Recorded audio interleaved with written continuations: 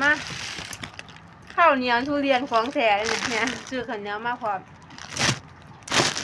พรุ่งนี้ควายรถมันมีอยู่จริงใช่ป่ะว้าเจ้าก็ละ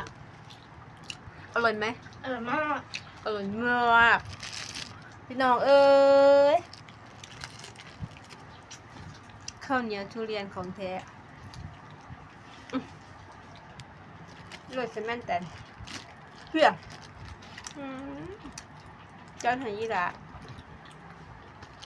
ข้าวหมึก400 กว่าบาทคุ้มจุกๆไปเลยเอ้ามาให้ชาย2 กล่องนี่เนี่ยเสียบปะปลาถูกใจไหม ดีใจมา ให้ ก กี่คะแนน 10 ถูกใจอะไรไปก่อนจ้าพรุ่งนี้คนรถมีอยู่จริง